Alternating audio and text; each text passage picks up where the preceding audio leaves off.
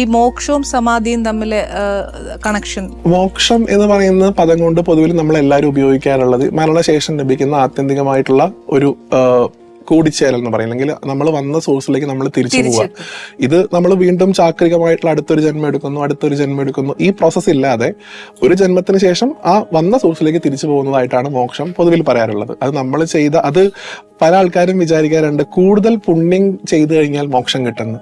ഇല്ല, കൂടുതൽ പുണ്യം ചെയ്തു കഴിഞ്ഞാൽ ആ പുണ്യത്തിന്റെ ഫലം അനുഭവിക്കാൻ നമ്മൾ വീണ്ടും ജനിക്കണം. ബാലൻസ്ഡ് ആയിരിക്കണം എന്നാ പറയാ. അല്ല, ഞാൻ പറഞ്ഞല്ലോ, സമർപ്പിക്കും. എന്റേതായിട്ടൊന്നുമില്ല. അപ്പൊ എനിക്ക് അനുഭവിക്കാൻ എന്താണുള്ളത്? എനിക്ക് പുണ്യവും ഇല്ല, എനിക്ക് പാപവും ഇല്ല. സമർപ്പണത്തിലൂടെ മാത്രമേ മോക്ഷം സാധ്യമാവുള്ളൂ. പൊതുവിൽ പറയാറുണ്ട്, ദേവന്മാർക്ക് പോലും മോക്ഷമില്ലാണ്. മോക്ഷം കിട്ടണമെങ്കിൽ മനുഷ്യനായിട്ട് ജനിക്കണം. മനുഷ്യന് മാത്രം എത്തിച്ചേരാൻ സാധിക്കുന്ന ഒരു രീതിയാണ് മോക്ഷം. പിന്നെ ഞാൻ പൊതുവിൽ അതിനെ, അല്ലെങ്കിൽ ശതേനൊക്കെ പറഞ്ഞ് ഇന്റർപ്രറ്റ് ചെയ്യാറുണ്ട്, മോക്ഷം എന്ന് പറഞ്ഞാൽ മരിച്ചിട്ട് മാത്രം കിട്ടുന്നതായിട്ട് കരുതരുത്. മോഹങ്ങളുടെ ക്ഷയമാണ് മോക്ഷം എന്ന് പറയും. എന്നുവെച്ചാൽ നമുക്ക് എല്ലാ തരത്തിലുള്ള ആഗ്രഹങ്ങളും കഴിഞ്ഞ് എനിക്ക് ഭഗവാനും ഭഗവാൻ എനിക്കും എന്നുള്ള ചിന്ത നിങ്ങൾക്ക് വന്നാൽ നിങ്ങൾക്ക് മോക്ഷം കിട്ടി. അത് ഈ ജന്മത്തിൽ തന്നെ കിട്ടും. ആഗ്രഹമില്ലല്ലോ, ഇല്ല എനിക്ക് ഇന്നത് വേണമെന്നോ ഇന്നത് വേണം ഒന്നുമില്ല, ബ്ലാങ്ക് ആണ്. അത് മോക്ഷമാണ്. എനിക്ക് ഞാൻ ഭഗവാന്റേതാണ്, എന്റേതാണ് ഭഗവാൻ. ആ ചിന്ത വന്നു കഴിഞ്ഞാൽ നമുക്ക് ഈ ജന്മത്തിൽ ശരീരത്തിൽ ഇരിക്കുമ്പോൾ തന്നെ മോക്ഷപ്രാപ്തി കിട്ടിയെന്നാണ് പൊതുവിൽ പറയുക. ഞാനൊരു കാര്യം ചെയ്യട്ടെ, നമുക്ക് ശാസ്ത്രത്തിൽ ഞാൻ വേറൊരു കമ്മ്യൂണിറ്റിയിൽ ജനിച്ചിട്ട് വളർന്നു. പക്ഷെ ഇവിടെ വന്ന് ഒരു വിശ്വാസം, അത് മാത്രമേ എനിക്ക് അറിയുള്ളൂ. അതിന്റെ ഐതിഹ്യങ്ങൾ എന്താണെന്ന് അറിയില്ല, പക്ഷെ അതിന്റെ സയൻസും മനസ്സിലായി. ശബരിമലയിൽ സ്ത്രീകൾ കയറാൻ പാടില്ല എന്നും പക്ഷെ കുറെ പേര് കയറിയെന്നും അങ്ങനെ കുറെ ഉണ്ടല്ലോ. അത് നമ്മുടെ ഇടയിലുള്ള ആ ഒരു തെറ്റിദ്ധാരണ, കയറാൻ പാടുണ്ടോ, സ്ത്രീകൾ കയറാൻ പാടില്ലേ? ചേച്ചി പറഞ്ഞതിൽ ഒരു ചെറിയ കറക്ഷൻ ഉള്ളത്, സ്ത്രീകൾക്ക് ശബരിമലയിൽ യാതൊരു തരത്തിലുള്ള പ്രവേശന വിലക്കില്ല. ഒരു പ്രായ നിയന്ത്രണം മാത്രമാണുള്ളത്. ഒറ്റയടിക്ക് നമ്മൾ പൊതുവിൽ സ്ത്രീ പ്രവേശനം വേണോ വേണ്ടെന്നാ ചോദിക്കുക, അല്ലെ? സ്ത്രീ പ്രവേശനം എന്നും അവിടെ ഉണ്ട്. ചെറിയ കുട്ടികളായിട്ടുള്ള സ്ത്രീകൾ അവിടെ കയറുന്നുണ്ട്, പ്രായമായ അമ്മമാരും കയറുന്നുണ്ട്, അവർ സ്ത്രീകളാണ്.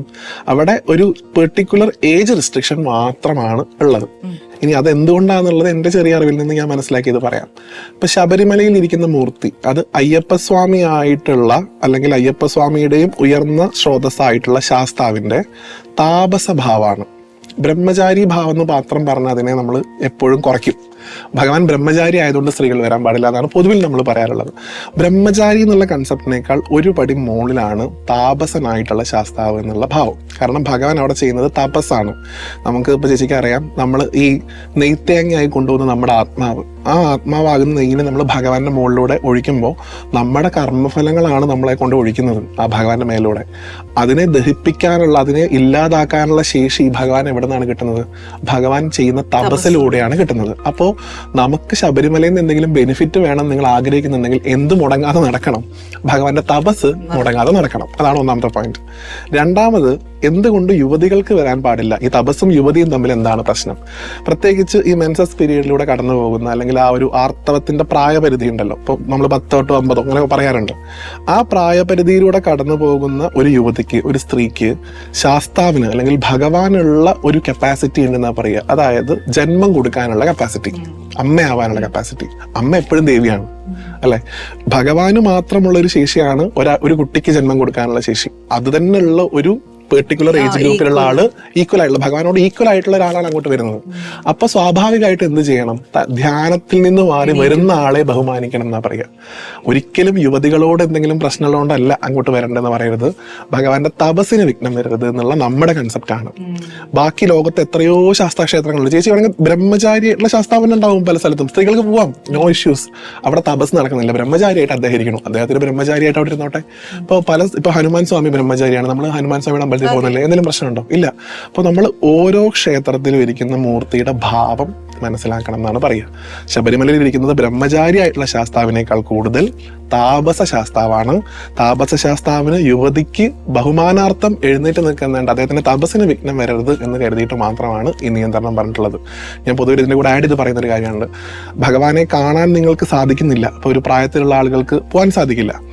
അപ്പൊ ഞാൻ ഉൾപ്പെടെയുള്ള ആളുകൾ കണ്ടിട്ടാണ് ഭഗവാനെ സ്നേഹിക്കുന്നത്, അല്ലെ? ഞങ്ങൾക്ക് വേണമെങ്കിൽ എപ്പോൾ വേണമെങ്കിലും ഇപ്പൊ ഇന്ന് മലയാള മാസം 1-ാം തീയതിയാണ്, നാളെ മാരട്ടാ പോവാം. ഒരു പെൺകുട്ടിയെ, ഈ ഒരു ഏജ് കാറ്റഗറിയിലുള്ള ഒരു പെൺകുട്ടിയെ സംബന്ധിച്ചിടത്തോളം ആ കുട്ടി കാണാതെയാണ് ഭഗവാനെ സ്നേഹിക്കുന്നത്.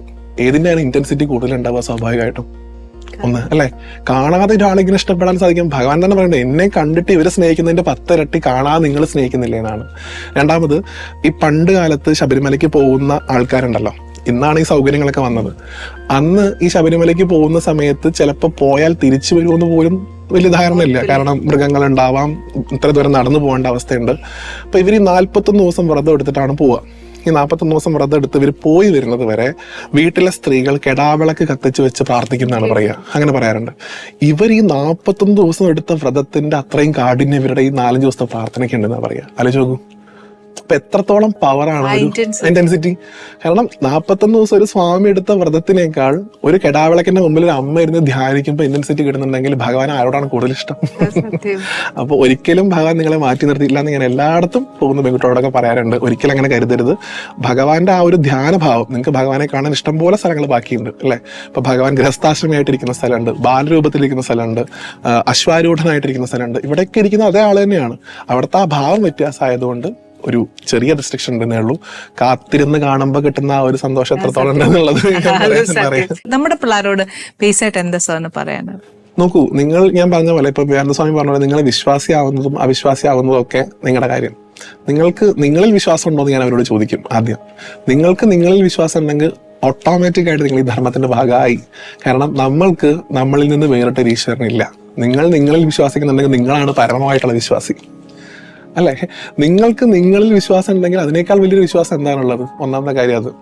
2, ഈ നിരീശ്വരവാദം അല്ലെങ്കിൽ ഈശ്വര വിശ്വാസം ഇല്ലാത്തതിനെ കുറിച്ച് ഈശ്വരവിശ്വാസികളായിട്ടുള്ള ആളുകളെ കളിയാക്കുന്ന ഒരു രീതിയുണ്ട്, അല്ലെങ്കിൽ ടീസ് ചെയ്യുന്ന ഒരു രീതി. അപ്പോൾ പൊതുവിൽ അവരോടൊക്കെ പറയാറുണ്ട്, നീ ഈശ്വരനെ കണ്ടിട്ടുണ്ടോ? ഇല്ല, കണ്ടിട്ടില്ല. നിനക്ക് എപ്പോഴെങ്കിലും ഈശ്വരാനുഭവം ഉണ്ടായിട്ടുണ്ടോ? ചിലപ്പോൾ അതും ഉണ്ടായിട്ടുണ്ടാവില്ല. എന്നിട്ട് നീ ഈശ്വരനെ വിശ്വസിക്കുന്നുണ്ടോ? ഉണ്ട്.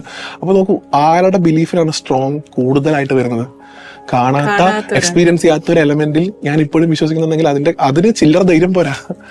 നമ്മൾ വിചാരിക്കുന്ന പോലെ എളുപ്പപ്പണിയല്ല ഈ പറയുന്ന ചിന്താവിഷ്ടയായ ശ്യാമളയിലെ ശ്രീനിവാസൻ കാണിച്ച ഏർപ്പാടല്ല സനാതനധർമ്മം.